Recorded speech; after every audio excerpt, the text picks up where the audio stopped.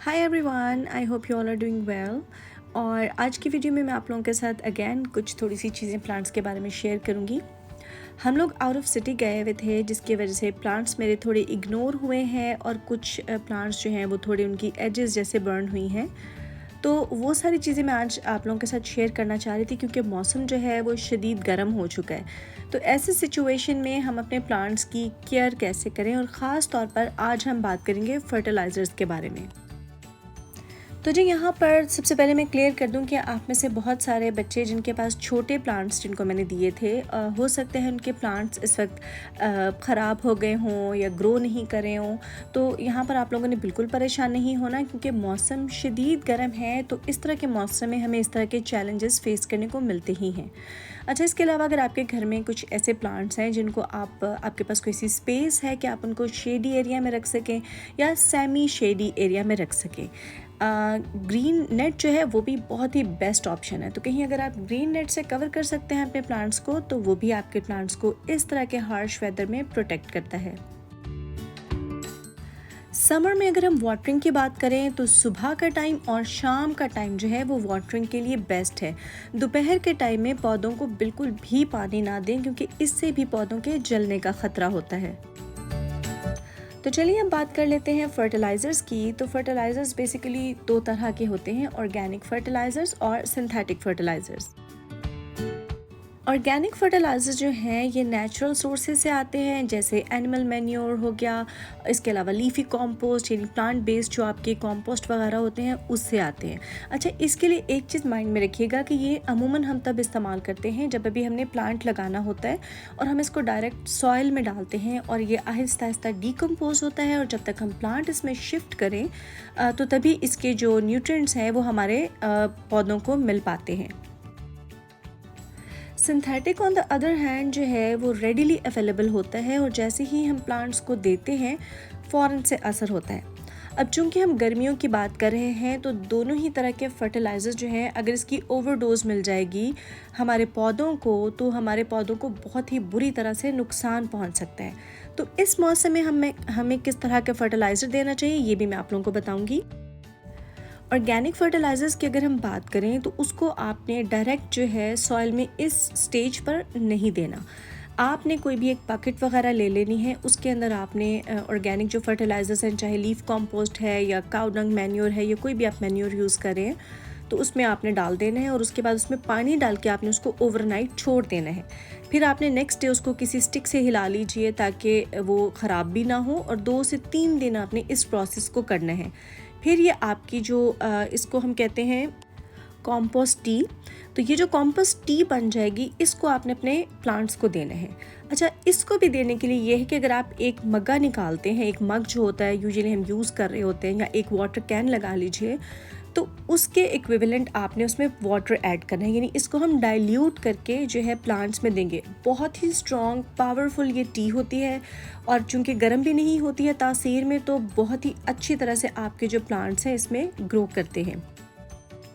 इसमें सभी तरह के न्यूट्रिएंट्स आपको मिल जाते हैं, लाइक माइक्रो न्यूट्रिएंट्स भी मिल जाते हैं, मैक्रो न्यूट्रिएंट्स भी मिल जाते हैं जो हमारे प्लांट्स के लिए ज़रूरी होते हैं। अच्छा, अगर बात करें सिंथेटिक फर्टिलाइज़र्स की, जो हमारी केमिकल बेस्ड आप कह लें फर्टिलाइज़र्स होती हैं, एक तो हमारे ज़हन में ये चीज़ है कि ये शायद बहुत ख़राब होती हैं। ऐसा नहीं होता। अमूमन अवॉइड किया जाता है कि जो हमारे फ्रूट्स वाले और जो हमारी वेजिटेबल्स वगैरह वाले प्लांट्स होते हैं उनको लोग नहीं देते। लेकिन अगर आप चाहें भी तो इसकी मुनासिब मिकदार आप इस्तेमाल कर सकते हैं। अगर आप ओवरडोज करेंगे तो वो तो किसी भी तरह से नुकसानदेह ही है। मार्केट में NP के नाम से आपको मिल जाती हैं, NPK यानी नाइट्रोजन, फॉस्फोरस और पोटेशियम। उसके ऊपर उसकी जो वैल्यू लिखी होती है 10 10 10 लिखी होती है, 15 15 15 लिखी होती है, या फिर 10 10 15, क्योंकि इसमें इसी सीक्वेंस के साथ आपने हमेशा चेक करना है। आप हमेशा बैलेंस्ड वाली चूज़ करें, यानी कि जिसका नंबर सेम आ रहा हो। लेकिन अगर आपके प्लांट्स जो हैं, जैसे अभी आपके सामने स्क्रीन पर जो है ये प्लांट जो है, ये देखिए फ्लावरिंग की स्टेज पर भी है, लेकिन इस पर फ्रूट भी साथ साथ लगा हुआ है। तो आपको इसी तरह की फर्टिलाइज़र चाहिए जिसमें ये सारे कंपोनेंट्स इसे मिलें, ताकि इसके ऊपर जो फ्लावर्स लगे हुए हैं वो ज़ाया ना हो, बल्कि वो भी अच्छे से फ्रूट में कन्वर्ट हो सके, और इसी तरह से जो फ्रूट्स लगे हुए हैं वो भी हेल्दी और जूसी हो सके।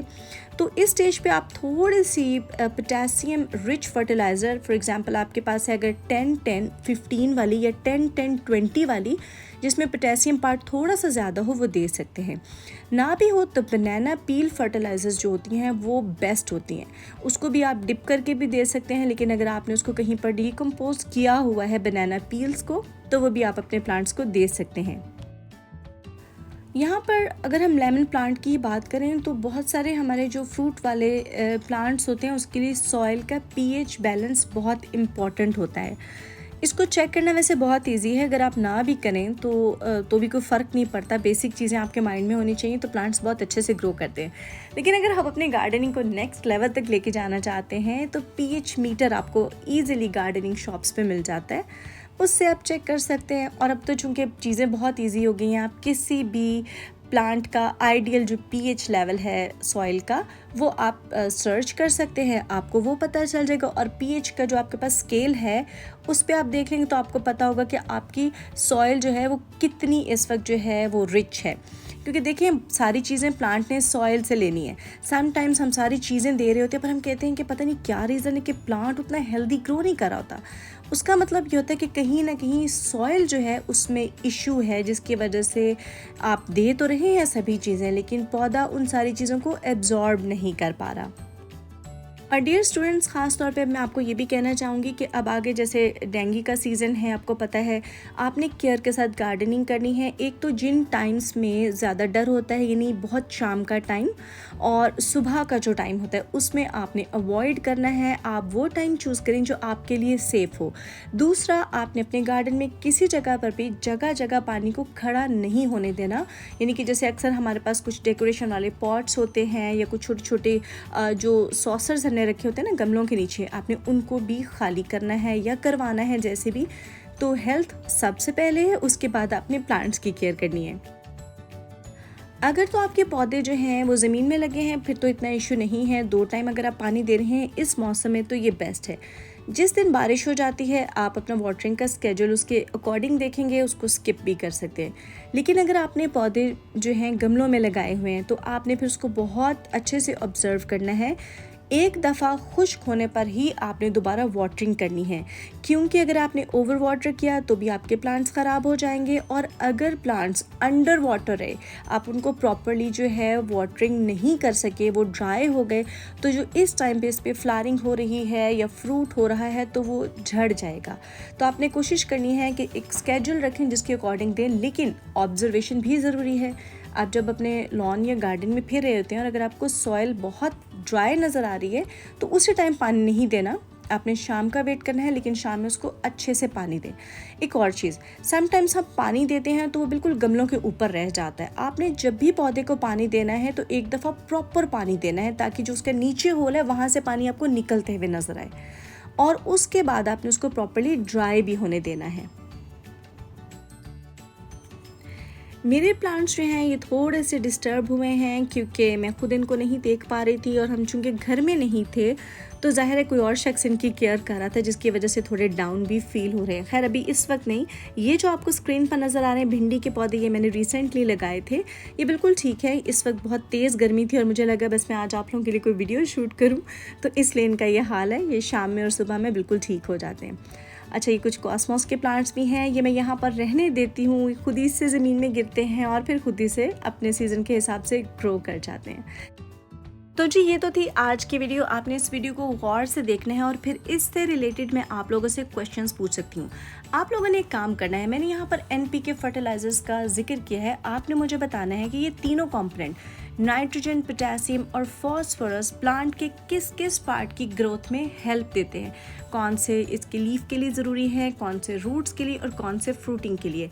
तो आपने थोड़ा सा इसको रीड भी करना, कुछ अपने तौर पे रिसर्च करिएगा, कुछ सर्च कीजिएगा। मैं आप लोगों के साथ एक क्वेश्चनर शेयर करूंगी और आपने उसके अकॉर्डिंग मुझे आंसर्स देने हैं। अगर आप लोग भी किसी खास प्लांट के बारे में या कोई खास टॉपिक चाह रहे हैं वो भी आप सजेस्ट कर दीजिएगा ग्रुप पे। मैं मिलूंगी आपसे नेक्स्ट वीडियो में। Till than happy gardening.